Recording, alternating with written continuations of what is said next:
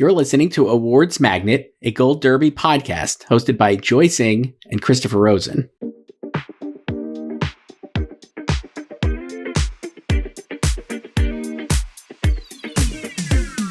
Welcome back to Awards Magnet. I'm Christopher Rosen. I'm joined by Joyce. Joyce, it's time for our 12th mailbag episode. Again, with the numbers. We gotta keep them going. Why? I don't know. No one cares what number it is. I think they do. At least one person does. You can email us at slugfest@goldderby.com. I think we know who that person is. It's me. Email us at slugfest@goldderby.com. Tell me if you care about the numbers. And ask us anything. We'll answer everything. And Joyce, we have so many questions today. We're recording this on Thursday, right after the Critics' Choice Awards announced their nominees. Yes. And we have a few emails about that right away.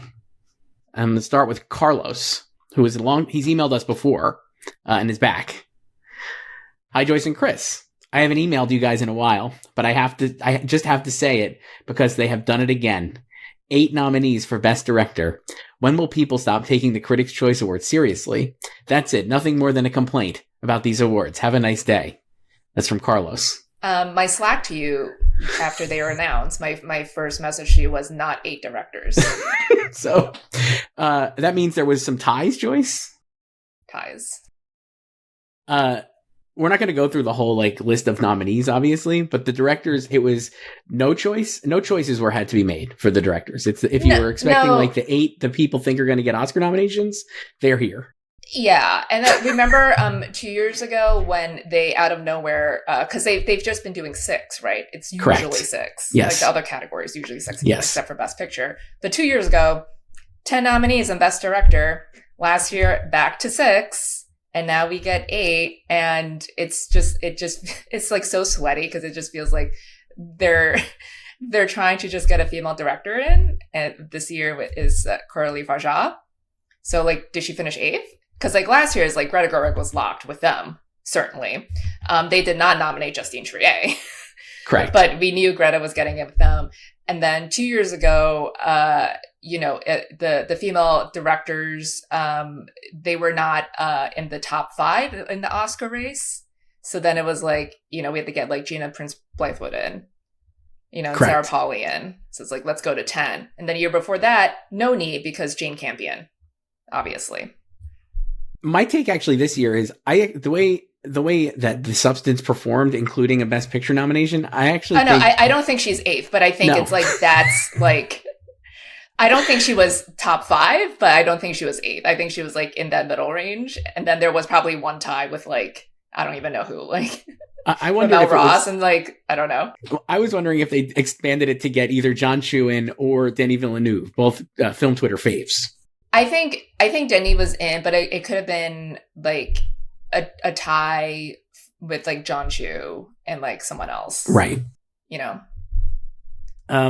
to recap, while we're not going to do these, but the director nominees, just in case you're wondering and you're watching and you haven't paid attention to this in the last 24 hours: Jacques Audiard, Sean Baker, Edward Berger, Brady Corbet, John Chu, Coralie Farjah, Ramel Ross, and Denis Villeneuve.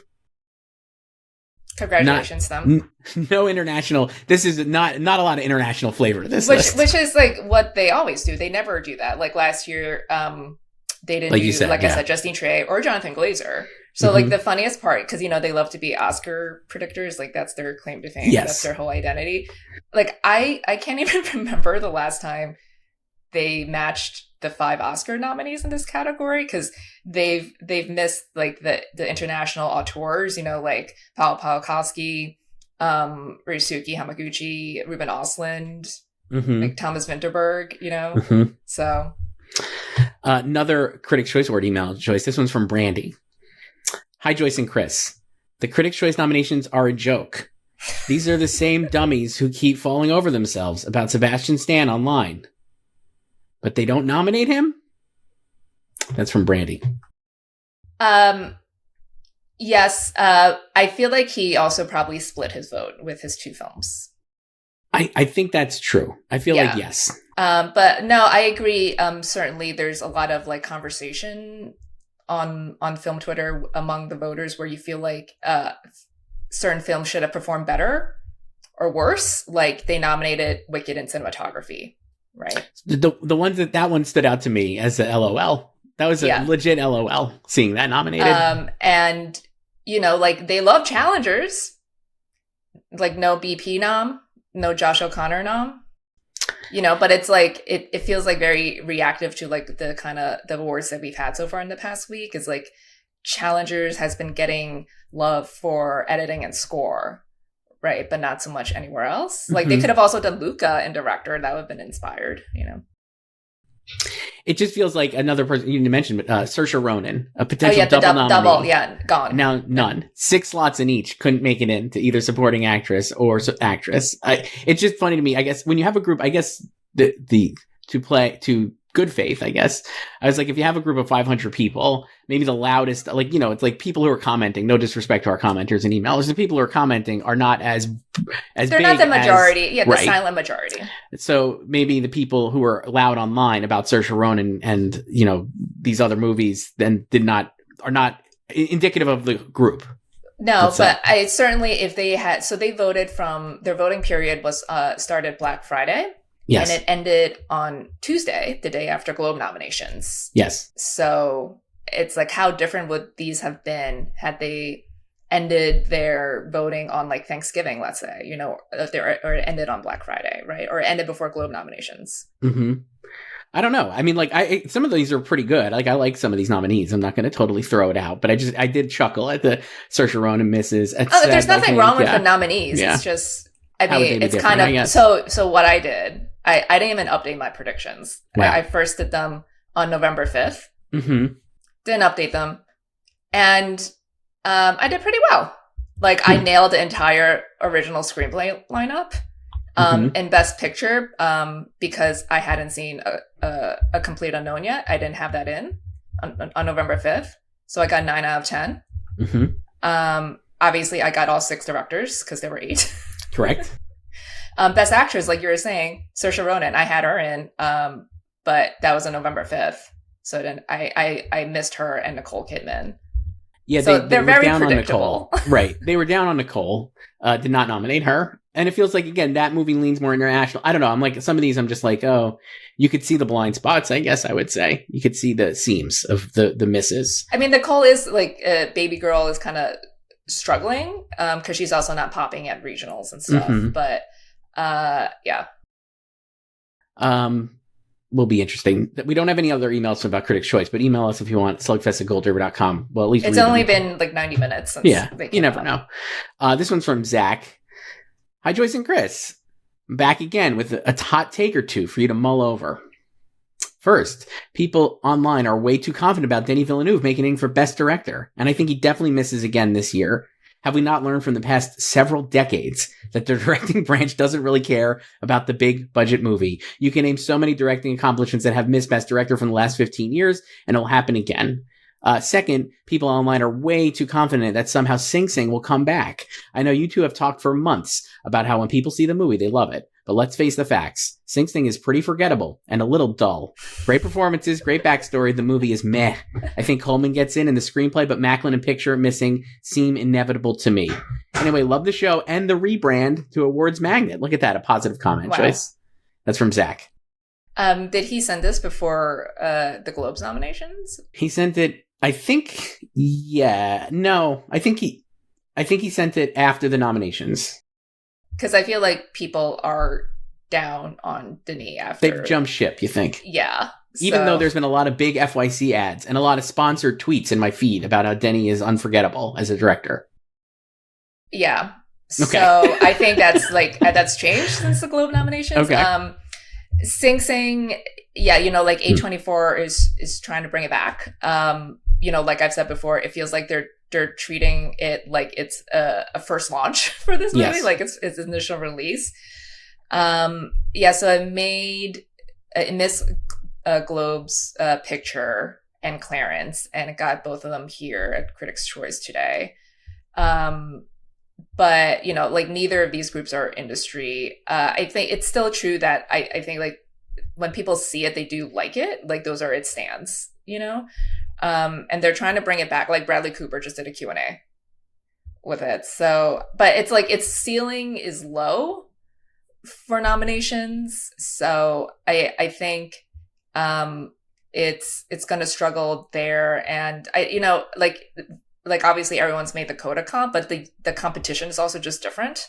So I think it's like, I mean, I haven't had it winning Best Picture or in first for Best Picture since like July, when we had like nothing else to go off of, right? But I don't think most people think it's like gonna win Best Picture. Like it's probably right now you would probably think it's in the lower tier for Best Picture, but it could still get in. One of the things I was thinking of with this movie, I still have it in, but I really think basically to me the path for to get to Best Picture and Clarence, I guess, is SAG and like that American actors. I feel like this is not going anywhere internationally, right? Like it's going to get completely shut out at BAFTA, I would imagine. Was it even like released internationally, like first run? I have no idea. And so like that to me is a big red flag in terms of this Academy and as we've seen. So I'm like, I think I'm more bullish. I'm sure we'll get I'm more bullish now on the substance getting in for picture, right? Like than I have been probably previously. And I still am like torn on like Nickel Boys and Sing Sing. And I think both maybe are obviously more American stories, but I wonder if the artiness of Nickel Boys will play better with international people than Sing Sing, which maybe doesn't even exist, like you're saying, for people overseas. So I think if it gets a big boost from the actors, like it gets Ensemble, Coleman, and Clarence, which we're both, I think, expecting, and it could maybe even win, for Clarence or Ensemble, then that would help it greatly, because I think it's going to really be the acting branch that pushes it in for Best Picture, but I don't know if that's enough at this point. Yeah. I mean, it's not getting any other, like you said, adapted screenplay. Like Coleman and adapted screenplay feel safe, but they're also kind of default because there's not a lot of other options in those categories. Like it's a player in song and score, but I don't know. Yeah. This one's from Alex. Hi, Joyce and Chris. Wondering how many people noticed the quite shocking snub and potentially concerning snub with the ACE Eddie nominations this week, that being Brutalist missing in the drama editing category. I did a quick deep dive, and the last time a drama film got the Oscar nomination for editing without the corresponding ACE nomination was Spotlight in 2015, and before that it was Dallas Buyers Club in 2013. How concerning is this omission to you, considering The Brutalist is starting to feel less and less like a top 3 Best Picture contender? Are people relying too much on its success solely from the scale of the artistry? With so many, quote, comedy players in the mix this year, all 5 of the ACE comedy nominees feel like they could get in for the Oscar, and that doesn't even include Emilia Pérez. This race is really starting to feel interesting overall, mostly in that there truly seems to be no consensus. Thanks, that's from Alex. That's why it's fun. People were freaking out yesterday when The Brutalist missed ACE. So, I think, the real ones knew that was that was clocked. That was clocked. Yeah, I would say I think it was a victim of ACE moving up its nominations this year, because last year they announced after Oscar nominations in late January. And now obviously it's more than a month. They announced more than a month before Oscar nominations. And they nominated Civil War, Furiosa, like great nominees, but very early in the year. So I think the late contenders like The Brutalist and, like A Complete Unknown and even September 5, I think some people were predicting September 5 to get into great editing and would have been a great nominee. And some people are happy it missed, the haters. But those are all late releases. So I feel like these movies were probably underseen. I think Brutalist can still win, or not win, get into editing at the Oscars. But obviously this is like, not, it's been like and like it's been unable to build momentum, I guess, like in this like 10 days that we've had. I think people expected it to be stronger. Well, it's gotten like the critics groups obviously have responded really well to it. This is a bad miss, I think. I mean, I don't know. I still have it in. I've moved it down to like 5th, though. I wouldn't be surprised if it misses at the Oscars. I guess we'll see how like other, industry, like how BAFTA plays in and all these different things. But I'm like, I don't know. It does feel like that was a tough miss. But I also saw speculation online, Joyce, that there were, quote, screener issues with this. That's been like the justification or the reasoning a lot of people have come up with, like after it's snubs at Spirits and stuff, and some of like the regional critics awards. But I guess it also goes back to like A24 having so many movies. Right. It's true. So are they like overloaded? I don't know. So we'll see. This one's from Lance Joyce. Hi, Joyce and Chris. Emilia Pérez was the most nominated film at the 2025 Golden Globes. This is a slap in the face for these, quote, pundits who predict based on what they like. While I know the Oscars is the big event we're all waiting for, it's just really funny that Twitter pundits hated this film so much that they anti-dicted it. That's why I love Awards Magnet, because you guys predict logically, even though Chris changes his nominations every week. That's from Lance. That's why you're the fun person here. I'm boring. Yeah. So. But we talked about this. Emilia Pérez, the thing that made me laugh, another thing is, again, today, Critics' Choice, 10 nominations. Yeah. The loudest group about how they don't like Emilia Pérez is online critics, and then here it is with 10 nominations. I guess when you have 500 people, though, it's harder to find, it expands out. The elite critics do not like the movie.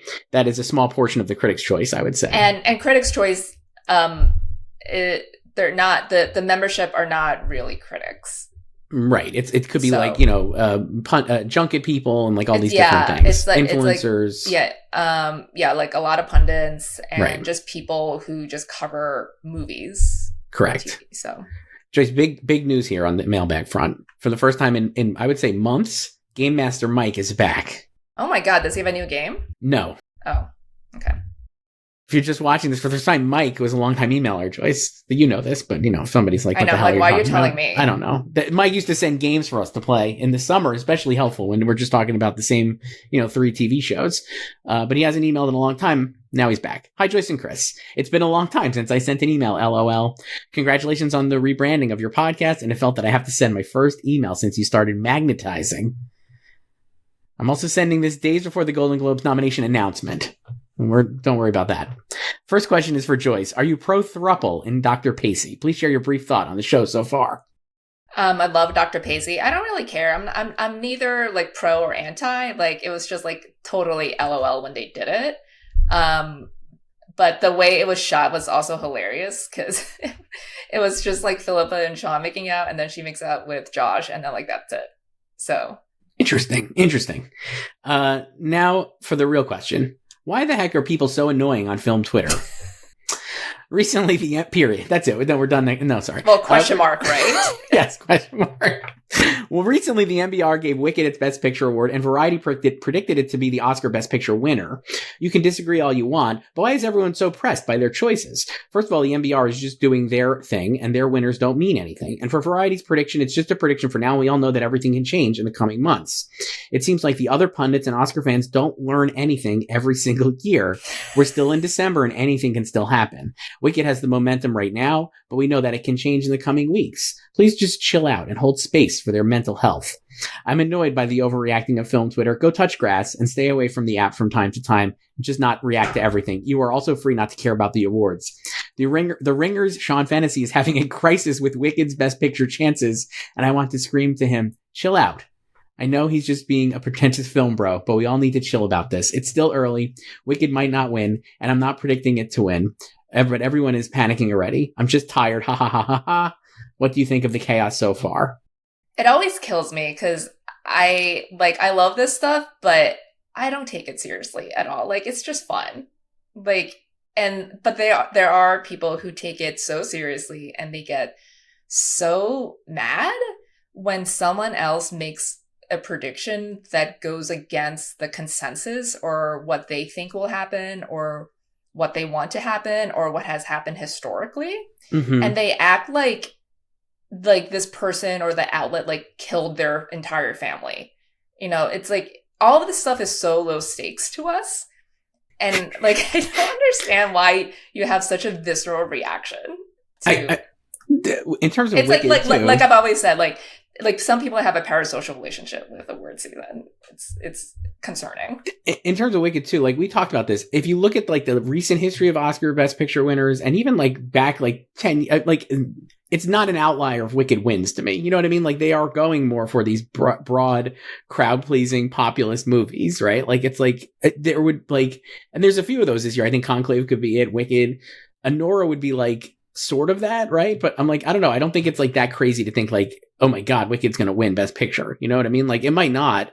And we're not predicting it, but it's not, it wouldn't be like totally weird if it did to me. I think it's like, like obviously it's early and like things can change. Like right now we're in like the Wicked high, right? After it's released, but it's still a long way to go. But I think it's similar to what we've talked about before with September 5 and like the hate for it. I think like there are, like there's certain movies where like certain other movies that feel like preordained to be in the Oscar race that we talk about months and months in advance. Like, like this is the Cannes lineup, or obviously like some films have been at Sundance or whatever. And so you like earmark those. And then obviously we knew Wicked was coming, but I think there was an underestimation of it. Like people didn't expect it to do as well as it has done. And then like in September 5's case, it was just like on nobody's radar. Right. But then there's a movie like The Brutalist, which wasn't really on anyone's radar either until Venice, but it's like the prestige auteur pick and it got these raves. So then it was like okay for everyone to jump on board and back it, Right. So. This next one is from Brooke Joyce. She emailed us at slugfest@goldderby.com. Hi, Joyce and Chris. I'm a first-time emailer, but a long-time listener. I personally love how Timothée Chalamet is treating his Oscar campaign like a presidential campaign. He even got Glenn Powell's endorsement. Do you think this will translate to industry votes? Yes, Adrian Brody will get the critics' prizes, but could the industry vote for Chalamet? Especially since Brody's movie is more dark and cold, whereas Timmy gives a great performance of a real-life person in a potential Best Picture movie. Plus, he has had an amazing 2 years. Will the industry want to go in that direction instead and reward Timmy for the performance, but also for the other work he has done recently? I love you guys, and thanks for all that you do. That's from Brooke. This campaign he came up with himself. Like he's just touring colleges. It's fantastic. He's a game day picker. But I mean, I also love everyone discovering that he knows ball. Like if you know Timmy, if you're a real Timmy stan, you know that he's a diehard Knicks stan. Yes. Yeah. So I mean, there were so many comments on Saturday being like, "Oh, he's an actor. He just memorized the script." I'm like, no, he likes sports. He loves sports. Like he knows his stuff. He does. Yeah. I'll say this. I have him in second in my Oscar picks. I still have Adrian Brody winning, and I think it's very likely Adrian Brody could just continue to steamroll through and win. But if Brutalist underperforms and if A Complete Unknown gets like a few more nominations than we're expecting on Oscar day, I think he could win. I really do. I think it's not set in stone, or it's not like, I don't know. I think it's within reason to think about him winning.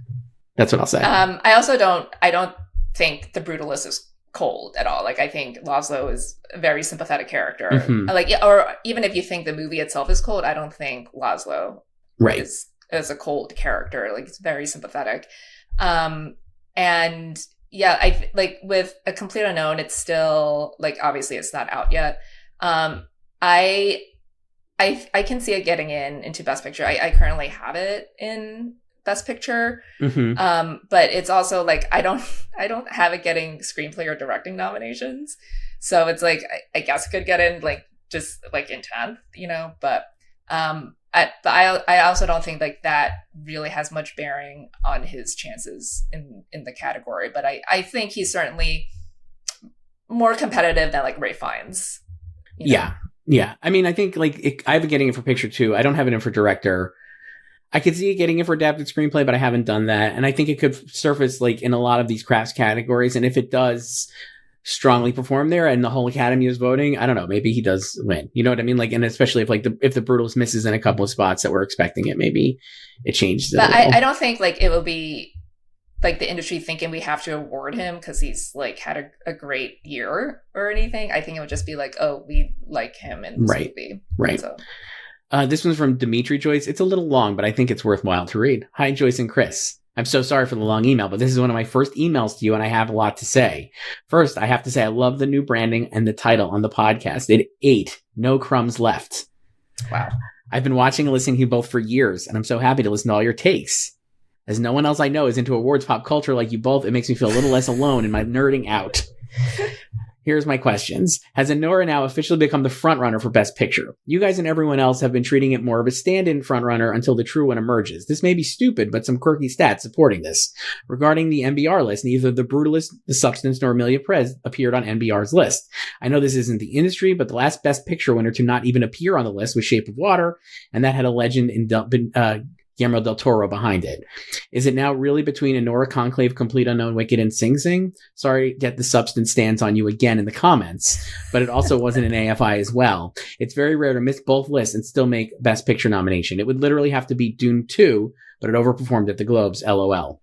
Then second, is Mikey Madison the only safe one now? I'm arguing she's the true frontrunner, not just the shoe-in number one for a nomination that everyone has been saying. It feels like everyone else in the top 8 has showed some weakness in one form or another, but all can feasibly get in over the other. Who else is a sure hit? Maybe Angelina Jolie or Carla Sofia Gascon? I don't believe Moore is even a lock with the Demi Moore is even a lock with the Golden Globe love of substance and the brutal Reddit fans. And finally, the Golden Globes hate black people, and I didn't stutter, all caps. But like Beyonce said, best revenge is your paper. Marianne Jean-Baptiste, aka BAFTAs, and I am seeing some Anora hate bubbling up, like people don't see why it's cleaning up and saying it's good but not great. And those I want to say, that movie is awesome. It's actually genuinely entertaining and crowd-pleasing with something real to say about class and sex work. Sorry this is so long, I'm just super excited. Thanks for reading.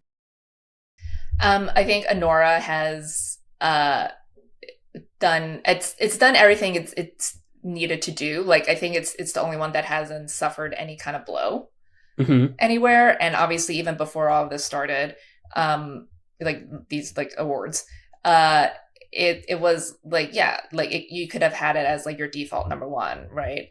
It's all like the movie and Mikey have always felt the safest, and nothing that's happened in the past 2 weeks has changed that, I don't think.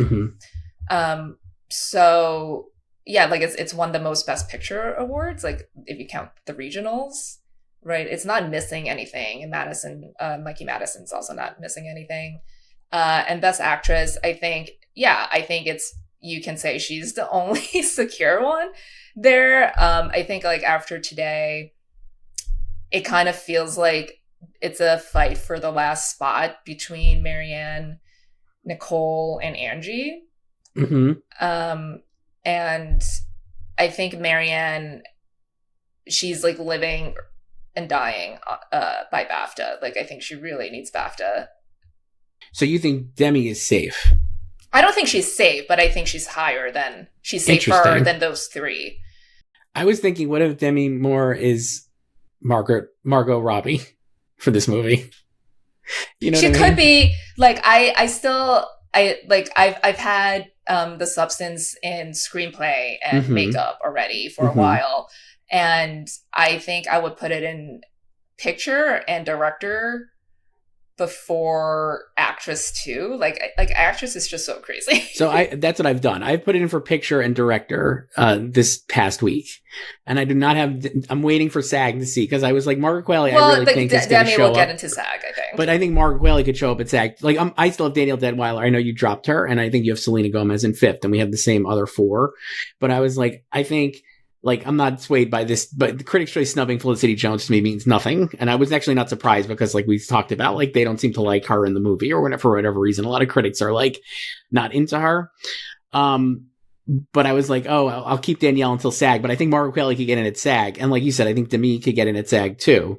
But if Margaret Qualley gets in at SAG, I actually would put her in over, like, Selena Gomez at the Oscars. And I still maybe wouldn't go to Demi until I saw BAFTA. You know what I mean? Like, I don't know. I just think, like, I think Nicole still is strong, because I just feel like that maybe I don't know, it's a great performance, and like maybe internationally it'll play better. I don't know. It's like I need the movie to come out. Like again, going back to like, does A24 have too many movies? Like they're juggling too much right now. Right. Yeah, but that's another movie where some people have been like, oh, screener issue. Right. I'm like, is it though? I don't know. How many screener issues, Joyce? It's also links now. Nobody's getting DVDs. Yeah. Email us at slugfest@goldderby.com, and we'll read your email, like this one from John, or JJ. Hi, Joyce and Chris. This is JJ from a couple weeks back. First, the obligatory tennis question for Joyce. Smiley face. Joyce, what is your feeling on all these December exhibitions that the top players are doing? Do you feel, as I do, that they should be resting, tending to injuries, and or training in the final weeks before the Australian swing? As it is, the quote off season is getting shorter and shorter. Yeah, it's ridiculous. I understand why they do it. Obviously, money. You know, they want the bag. But yeah, like UTS and everything, I'm just like I get, it's like fun to see like the content and stuff, because it's like, but I'm like, yeah, guys, you should be training, and because the tennis season, they don't even wait until 2025 to start the 2025 tennis season. It starts the last week of December in Australia, in Brisbane and Auckland. It's like December 27th and like the United Cup. So yeah, the tennis off season is very short, and there's still the next gen finals coming up this month for the youngins. Yeah, like for the men's off season is shorter too. So I'm just like, guys, I don't know, but I hope Nole is just he's signed on to, or he's joined a lot of he's committed to several regular tournaments next year, which he didn't do like this past season. So it's just a sign that he's like going for it next year with new coach Andy Murray. Now onto the Globes. This is JJ, not me. With Nickel Boys and Sing Sing underperforming, no piano lesson, no Clarence Macklin, no Danielle Detweiler, no Maria Jean-Baptiste, will the headline be that despite 300 new and diverse members, the Globes still have a problem with that? Personally, I would not have nominated a few mentioned above, but you can't say they weren't deserving or expected. Second person here emailing Joyce about that. Not surprised.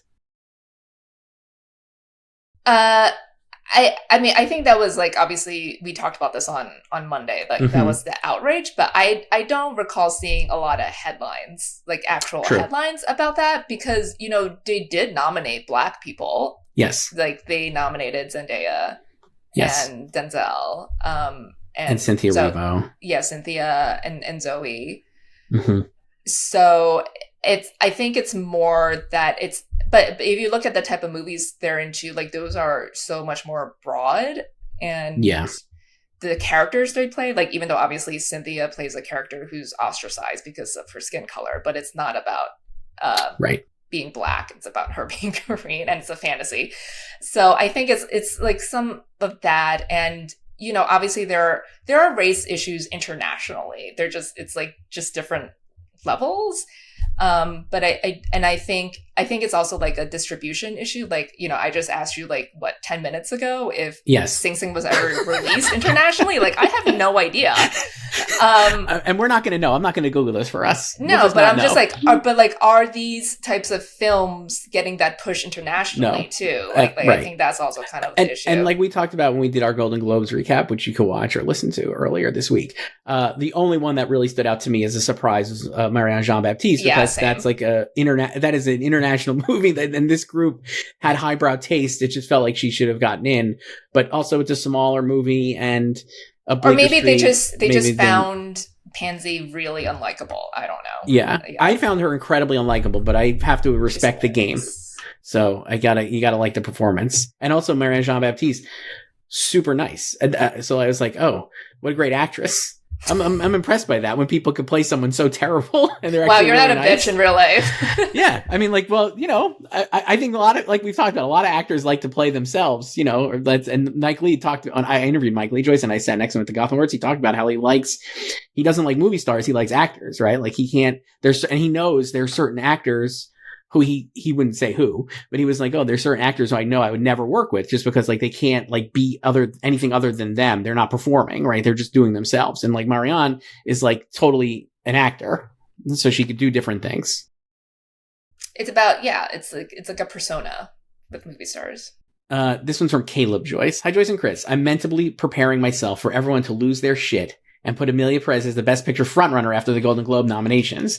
I'm not quite sure why people are overreacting. Barbie got the most nominations last year, and we all know how that turned out. I suspect Emilia Pérez will follow a similar course. However, as an Ariana stan, I think Zoe is going to edge her out with this group and showing for the movie. Do you think Ariana can still win, even though Wicked ever so slightly underperformed at the Globes? We both have Zoe winning the Globe. Yeah, sorry, Caleb. We were off on. I'm all in on Emilia Pérez winning at the Globes. I'm sorry, I think it could, but I definitely think Zoe will probably win. I think if it was the Hollywood Foreign Press, like we've talked about, Ariana would win in a walk. But it's a different group. They obviously like the movie, and I think that matters. So, and I don't know if like people or like film Twitter is ready to say Emilia Pérez is the Best Picture frontrunner. I think there's still a segment of people who dislike that movie deeply. I don't have it winning at the Oscars anymore, but I did obviously at one point. I mean, you dropped that like 4 weeks ago. Yeah. So, I mean, I never had it in first and at the Oscars because I was like, this is going to be divisive. Like, it'll get in. Yeah. It's like a maestro, you know? Right. This one's from Robin Joyce. Hi, Joyce and Chris. Big fan of the show. First time writing in, and I hope my question isn't too long. My question concerns Emilia Pérez and its backlash. I have a theory where it's coming from. I'm a trans woman, and from my perspective, I found the film to be patronizing and insulting, despite Carla doing a good job in a thankless and offensive role. Every trans person I've spoken to who has seen the film has felt the exact same way, and I've also seen a massive critique from Mexican critics over its offensive portrayal of the country that I can't speak to. My theory is that most film festival moviegoers are cisgender and not Mexican and enjoyed Emilia Pérez, but now that trans people and Mexicans have seen it, the backlash is coming thick and fast and causing some within the industry to reevaluate their initial impressions, as well as coloring the opinion of new viewers. I think Emilia is kind of a green book, but for trans people, a film that deals with a hot button social topic in a way that seems broadly sympathetic to those not in the community, but is mostly reviled by the communities it portrays. I don't think people are wrong to dislike the movie or anything, but I do think it's telling that once it played outside of film festival bubbles, the backlash really began. On Letterboxd, it debuted with a solid 3.6 when it premiered at TIFF, whereas now it's barely hovering above a 3. I ultimately see being nominated for Picture, Supporting Actress, Song, and one more category, but I think that it is rapidly losing steam, and both Carla and Selena will miss out along with Jacques Audiard for director at the end of the day. Just wondering if you think there's something to this theory as to why Emilia Pérez's reputation has taken a massive hit. Thanks, and keep up the good coverage. That's from Robin. Yeah, I think that's certainly true. I think we've kind of touched on this before. I asked have there been reviews from trans critics about the movie when it hit Netflix last month? And you've made the Green Book comp before. And I'll say this, though. I was talking to a couple, and this is the only, everything Robin said there I think is accurate. The reason I think it's actually not going to underperform and will actually overperform at the Oscars and still is a threat to win despite all of everything they wrote there is because people I've talked to who are like, my boomer parents loved it. And I'm like, uh-oh, if you're, you know what I mean? Yeah, I would say I don't think it's going to underperform. We've also talked about this, how it could get anywhere from 5 to 11 nominations yes. or whatever. I still think that's true, but yes. I do think it is very well liked by the industry still. They've shown us that repeatedly. And I think even though it's you might think that an older audience, when you first heard the pitch, maybe you're like, no way older people are going to care about this. I actually think, like we said, because it's like Green Book, it plays better to older audiences because they're like, this is a progressive movie that I can like and feel good about liking, and it's weird and different. And I don't know. I think it's going to actually overperform than maybe people are even expecting at the Oscars at this point. I don't know. So it's not great for the haters, Joyce, as it turns out. This one's from Jake, and I think you're going to like it, Joyce. Hi, Joyce and Chris. This is Jake, a first-time emailer. I wanted to send a TV email to break up all the movie outrage you deal with every week. Thank you, Jake. First, the Brian Jordan Alvarez snub. Joyce must be so upset, and rightfully so. The show for me was just enjoyable, but he is undoubtedly amazing. Can he still win the Emmy with this snub? What do you think about the snub? Second, Cristin Milioti in The Penguin. I know you mentioned that you gave up on the show after the first episode, but she gives an amazing performance, especially in episode 4. I would love to see her win something this season. What do you think is most likely? Will she take a Globe or win, or hopefully all the way to the Emmys? Thanks so much for reading this. That's from Jake. The BJ snub sucks, but I felt it coming. I was just I don't know if it's hope dicting. I guess it's half hope dicting. I kept him in my predictions. I definitely hope dicted the show, but I felt like he could still have gone in without the show. And I think he would have gone in with the old HFPA when it was just 80 people, but now it's 300 people, and the show wasn't as big as The Bear was, explosive in its first season. I think it'll perform better at the Emmys. And it got Critics' Choice nominations and Spirit nominations. I don't know if he can win the Emmy. It's still way too early to say, but I think it helps that it still feels like there's no consensus between the Martins on Only Murders. But I think it'll do better there. I don't expect it to hit SAG either, and they've never really liked FX that much. Right. So, but yeah, disappointing. Not surprising though. Yeah. It feels like he would, even if he misses SAG, I think he'll still be okay for the Emmys. I don't know. I think that it should still, they could bring it back, and we know FX is a great track record, and also obviously. John Landgraf renewed a show already. Yeah. And Cristin Milioti, I think, is going to win, and I think she's going to be an early sweeper here. Yeah, but, and I thought she was great, and yes, I didn't watch the whole season, but I thought she was great. This one is from Warren. Hi, Joyce and Chris. Kieran Culkin is okay in A Real Pain. I just don't understand how he can be the Da'Vine Joy Randolph of this season. His performance is not that much different than in Succession, and plus the character doesn't go anywhere. He doesn't evolve in any way. People say he's magnetic, and I'm like, huh? And there are plenty of supporting performances that, in my opinion, are simply better. Jonathan Bailey in Wicked, John Lithgow in Conclave, Adam Pearson in A Different Man, or Joe Alwyn in The Brutalist. These are layered performances that are deserving of attention. Even Jan Bean, the voice actor in The Substance, packs more of a punch than Culkin does. I don't understand the love, and he's not even the best performance in his own movie. Jesse Eisenberg does a better job giving the audience a character. Yes, it's a version of the character who's played in the past, but it still stands out. It's more fleshed out than Culkin's character. You could say that's because he wrote the movie, but that's the actor's job to flesh out the character. And from the press tour, it doesn't even seem like Culkin wanted the job in the first place. He tried to drop out of the movie before they started shooting. He didn't seem prepared. I think about that story Jesse tells, how Culkin didn't know what scene was shooting on a certain day. And I just saw an interview where Jesse was telling a story about Kieran ignoring his notes on the performance. I just don't understand their rush to award this guy. If the movie needs an Oscar, I think it has a better chance in original screenplay. And plus, if you want to award a Succession boy, Jeremy Strong is right there. Plus, he's not even my fave Culkin, not even my second fave Culkin. Anyway, my questions are, what am I missing? Is Kieran really that great in the movie? Where is all this magnetism I keep hearing about? Why is he the Da'Vine Joy Randolph of the season? Sincerely, Kieran's number one hater.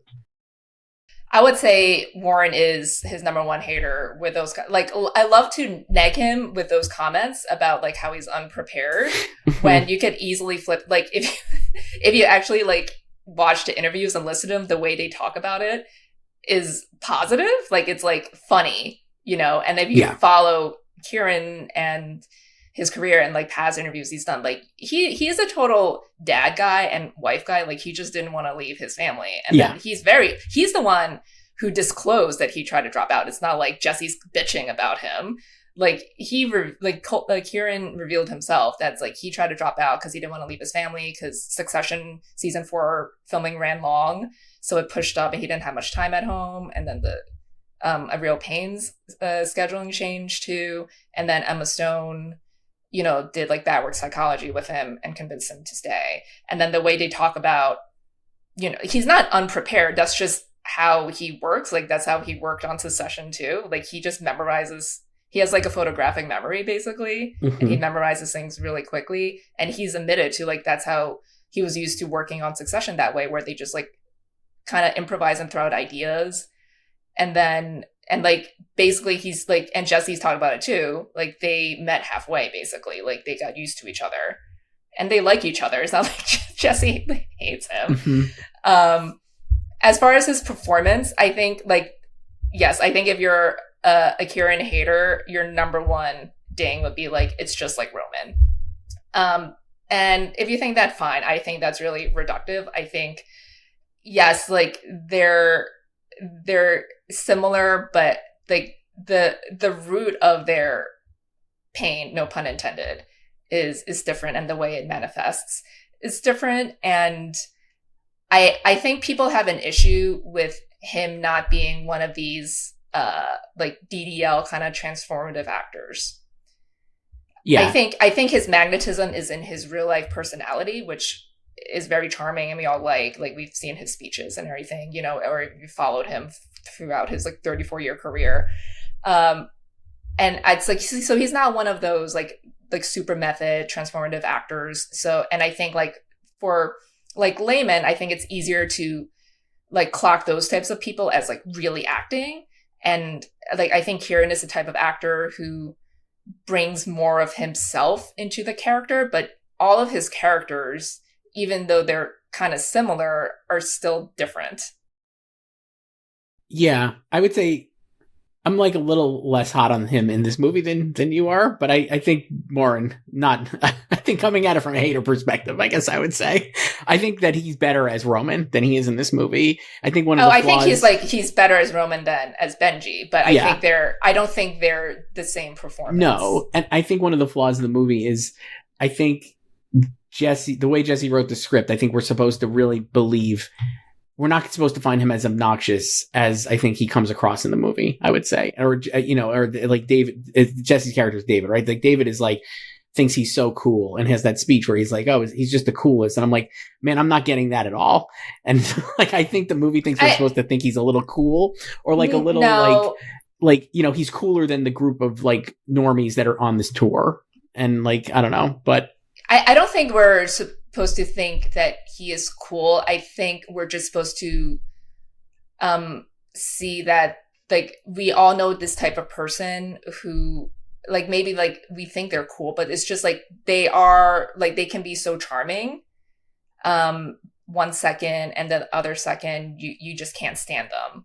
I think it's like that. I don't think we need to see that he is cool, but David certainly thinks that he is cool. And I think that's all that matters from David's perspective. So, and then in terms of like why he's the Davine of the season, I mean, he just kind of is. I don't know. I mean, like it's just that's the you cannot like it. Like we talked about this last year with Davine. Like I was like, not my favorite movie for me personally, and I thought she was really good in it. But like, why I don't understand why it became like the performance that everybody grafted onto, but it did, and that was it. And it's kind of very similar to this. I feel like. Yeah, and I think it's also like he has great career momentum as well, obviously coming off of Succession, and he's a veteran, right? He's only 42, but he's been acting since he was a child. And I was just thinking about this over the weekend as I watched Home Alone for like the third time this month already. A lot of voters are going to be home this month watching Home Alone and Home Alone 2: Lost in New York, seeing Fuller there. Drinking his Pepsi. You know, and it's just kind of like a reminder that like, man, look how far he's come. What a great actor. Yeah. I would like be shocked if he didn't win, especially the way that field is shaken out. It would just be like, you know, it's like good. Once that we hit phase 2 in that one, I don't think you and I are going to be spending a lot of brain power on supporting actor. We have a few emails left, Joyce, and we're going to wrap up. Email us at slugfest@goldderby.com. If you want to be part of the show. This one's from Bianca. You know Joyce as our this or that person. Is there another game? There is. Hi, Joyce and Chris. Sebastian Stan and A Different Man, or Sebastian Stan and The Apprentice? Bonus round, Sebastian Stan as Bucky Barnes or Sebastian Stan in prestige films? Oh my gosh. Wow. Well, I know you're going to say The Apprentice. Definitely. I will say A Different Man. Okay. That's where we're different. Yeah. I mean, I think he's great in both, but I think as excellent as he is as Trump, and it's not a caricature type of performance, I think the subtleties that he brings to Edward in A Different Man are so underrated. It's a great performance. It's not like, I mean, I prefer him in The Apprentice, but I don't think like you're way off base to say A Different Man, I guess. And that might be why, as we said earlier, he missed at the Critics' Choice Awards because, you know, how do you pick? And then how about Bucky Barnes or Prestige? You know, I will cape for Bucky because I think most people would say prestige films, even though I really enjoy him in his prestige work. And he takes like really kind of like weird, quirky roles, like kind of like he's like a character actor, with, you know, conventionally handsome, like movie star looks, right? Yes. And, but I think like he's been really great as Bucky. And that's also, you know, not a very loquacious character. He probably has like 40 lines in The Winter Soldier.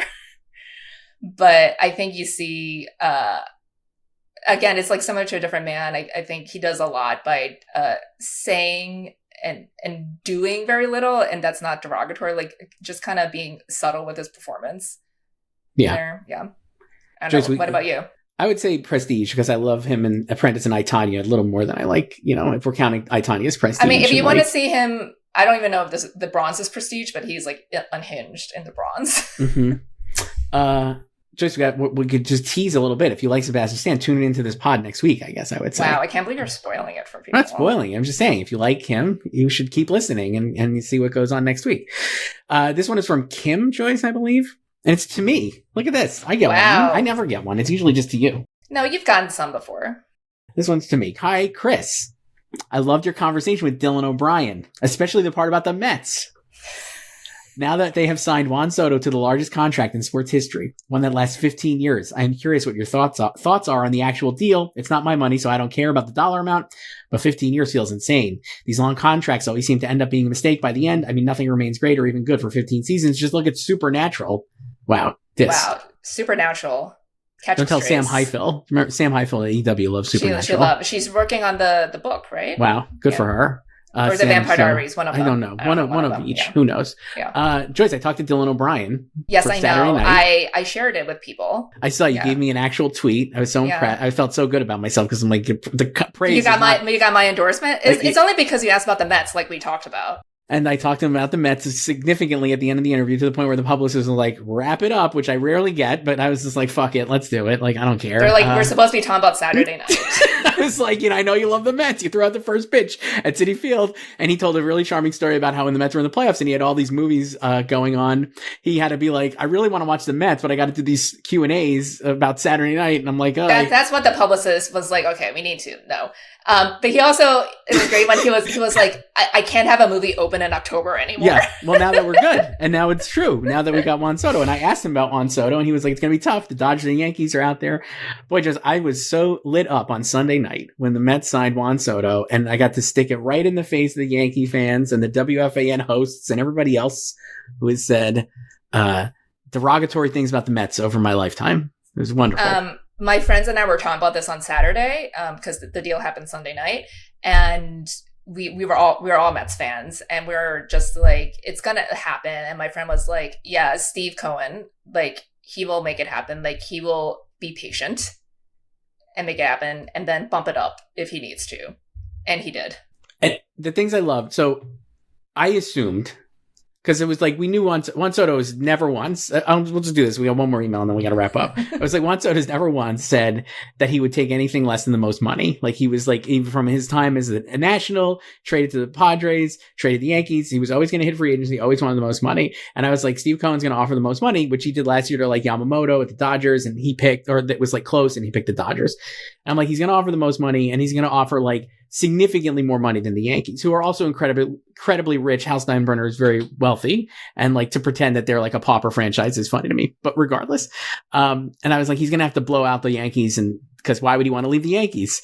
And then you get the deal and it's like, it was only $5 million more in total. But like one less year, but like still like the total value of the contract. And it's like more because of the incentives and the signing bonus and all this. But I was like, it really is not, it wasn't like he outbid by 50 million or he overpaid. No, but it was just kind of like, oh, like this is, it was like, you could just sense him like laughing. It's like, this is nothing. He's like, it's definitely nothing to him. Yeah. But it made me laugh at all the hosts and the national media, Joyce, I have no use for. Jeff Passan, Buster Olney, all these hacks. And they're out there laughing, being like, what an overspend for the Mets. And I'm like, they're running the playbook as if Steve Cohen bid like 800 million and the Yankees bid 700 million and he took the most money. I'm like, it really wasn't that different, but they're just convinced they have to run the playbook they were going to run anyway, because they're like kind of thrown off. So I was like very happy to stick it to them too, metaphorically. I just loved how 2 years ago, like, everyone was giving Soto shit for not taking the Nats deal, which was like 400 something. I think it was half. Yeah, and then it was like, like all the criticism was like, just take it, you'll never get anything better. And obviously he got this deal because of the Ohtani deal. Yes. Right, like he broke the glass ceiling for this type of deal. So it's like, look at this, like he waited, he bet on himself, and in terms got 300 more million.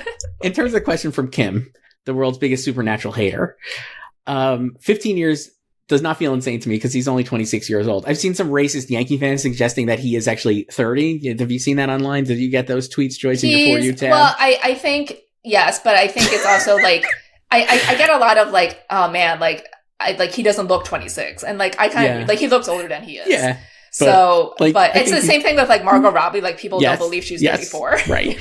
And so with him, I'm like 15 years. I think it's fine. He's a hitter too, and he's going to be a DH for most half the contract at least. Yeah. I think it's more like from an injury perspective. Like you could get injured, like, and just be useless, for like maybe 8 years, like 7 years, and like the rest of the contract. And I think it's more like, if you're gonna like criticize the deal, it's like, he's a hitter, you would like justify it by saying like with Ohtani, like you're spending that much, but at least like he's a pitcher too, right? Right. Like, with Soto, he's just a hitter. Oh, I'll say this though, I would rather spend 15. It's not my money. Steve Cohen, call me. I don't care what he does. He can give me 15 years for Soto, I would say is a much better investment than the Yankees following up by giving 8 years to Max Fried, who's a 30-year-old pitcher. If you're watching this and like, what the hell are they talking about? Who's been injury prone his entire career and he's 30 years old. I don't know why you give an 8-year contract to a 30-year-old pitcher who has never stayed healthy. But it's not my money either. I just would spend it better if I was the Yankees. That would be it. And they're going to, today, they're going to debut Soto because he passed his physical yesterday. So and then quickly, Joyce, last one. This could be a speed round. This is from John. The Golden Globe nominations always bring me joy because they're so funny sometimes. This year was no exception. What was your favorite nomination? Not necessarily because it was for a great performance, but just because it exists. For example, I'm glad Jack Lowden got in for Slow Horses because he was really good. But my favorite is probably Jake Gyllenhaal for Presumed Innocent, a show I already forgot exists. A nomination. I don't know. What about you? I was going to say Ted Danson because I just thought that was a goof. It made me laugh that he got in. But we talked about that. I know, he's good on the show. I know he's fine. I'm not saying nothing, but it just made me laugh because they're already giving him the honorary award, the Cara Burnett Award, and I was like, oh, that's fun. I guess I'll say Kira for Slow Doves, my fave. You love Slow Doves. I love Slow Doves so much. It's a Christmas show. Joyce, they can people who are watching and listening, the people can email us at slugfest@goldderby.com. We'll be back next week with some great stuff. I'm excited. Next week we have the short lists. Yeah. So we'll talk to you then. All right. Bye. Thanks for listening to Awards Magnet. The show is produced by Aaron Greenwald. Our logo is designed by Chelsea Sikora. To be part of the show, email us at slugfests@goldderby.com and follow us on social media @goldderby.